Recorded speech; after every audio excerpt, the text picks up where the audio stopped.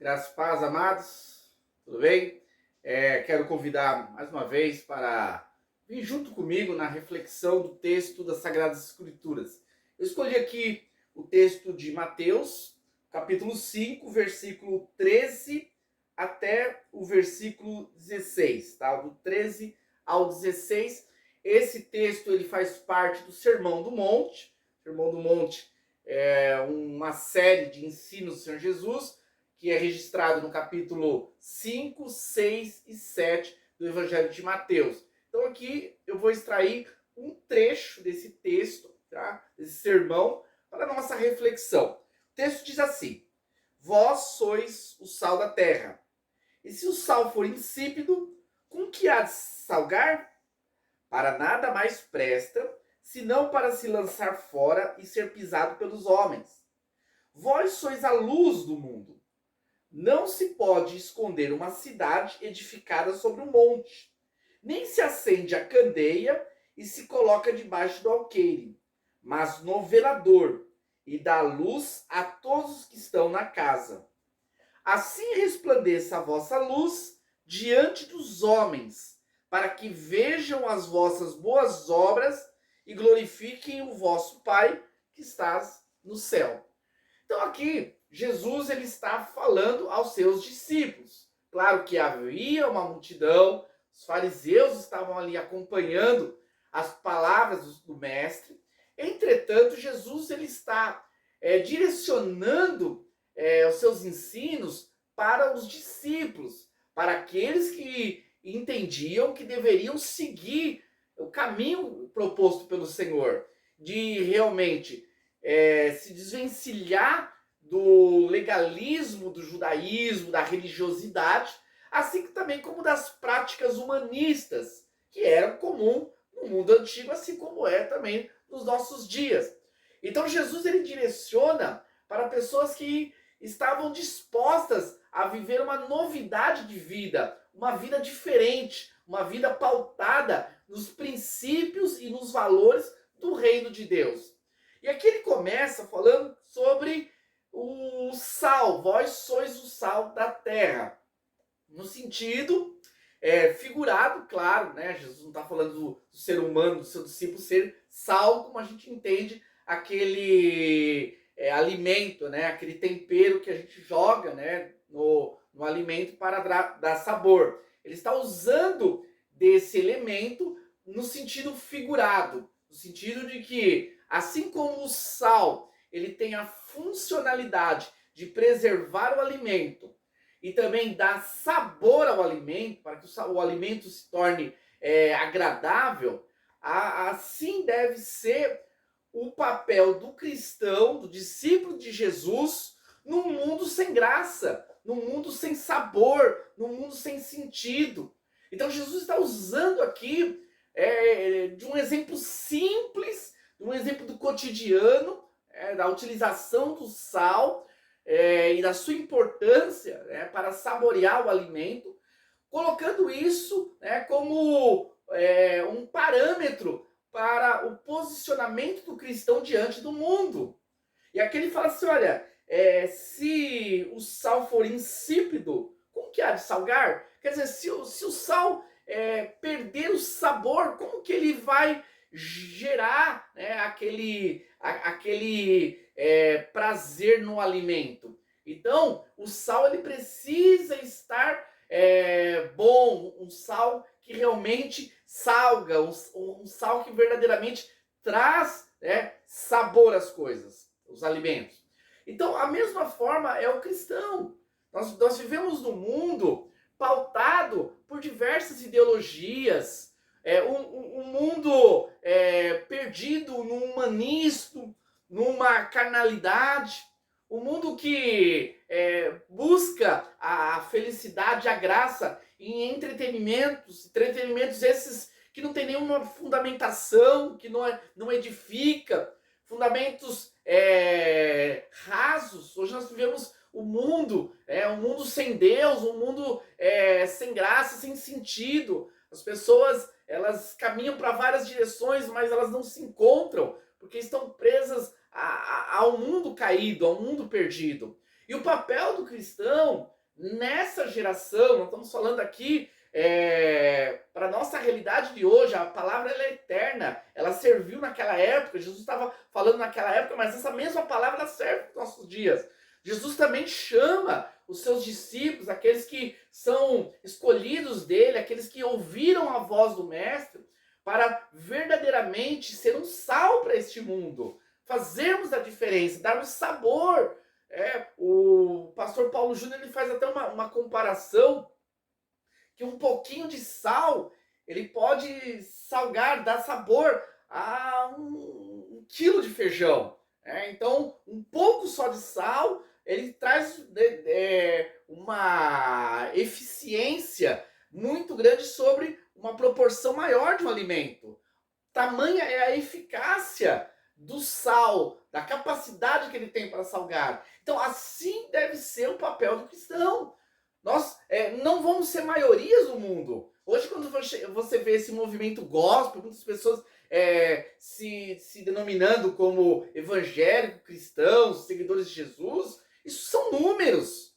A gente sabe que, na realidade, são poucos aqueles que verdadeiramente foram transformados pela palavra. Aqueles que verdadeiramente estão fundamentados nos princípios do reino de Deus. São poucos aqueles que verdadeiramente foram alcançados pelo Evangelho. Mas esses poucos, realmente preparados, eles vão salgar o mundo, vão fazer a diferença.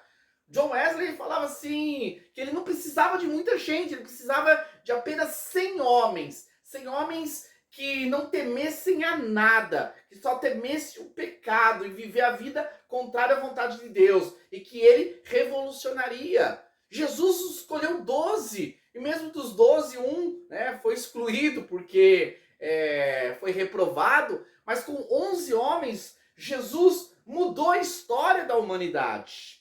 Então, poucos, mas que verdadeiramente se colocam na posição, que são verdadeiramente sal para esse mundo, vão fazer uma grande diferença. Então, o cristão que não muda ambiente, o cristão que não é notado pela sua conduta, pela sua presença, pela sua forma de falar, um cristão que é parecido com o mundo, isso não é um cristão que é sal para esse mundo. É um sal insípido, um sal que não tem sabor. Mas Jesus chama os seus discípulos para serem sal, aqueles que vão verdadeiramente fazer a diferença. Ele continua falando aqui, ó, vós sois a luz do mundo. Não se pode esconder uma cidade edificada sobre um monte, nem se acende a candeia e se coloca debaixo do alqueire. Aqui ele usa outro exemplo, mas que traz o mesmo sentido, que é o de fazer a diferença. Como sal, para dar sabor, e como luz, para iluminar a vida das pessoas. As pessoas estão em trevas. As pessoas elas estão perdidas. Elas estão caminhando por várias direções porque elas não conhecem o caminho da verdade. Elas fazem um monte de coisas contrárias àquilo que a Bíblia ensina, porque eles não conhecem a Deus, não conhecem o Senhor. Então, o papel do discípulo de Jesus é ser essa luz. Essa luz. Deus, ele vai ser revelado através dos seus filhos. Jesus, ele veio para revelar o Pai. Quando Jesus, o Logos eterno, encarnou, os homens puderam contemplar o Salvador, o Senhor.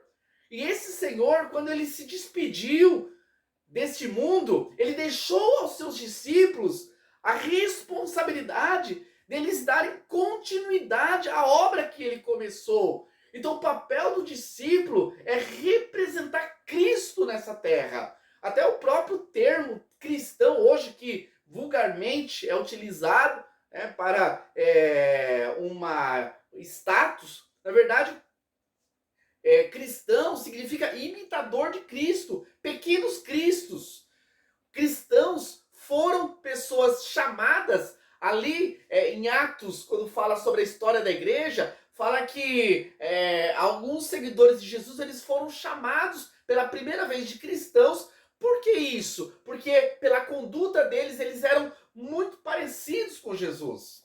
Então, o nosso chamado, o chamado do verdadeiro cristão, aquele que só está preocupado em prosperidade, aquele que está preocupado somente num evangelho light, um evangelho de satisfação pessoal, esse não vai entender essa palavra, vai rejeitar.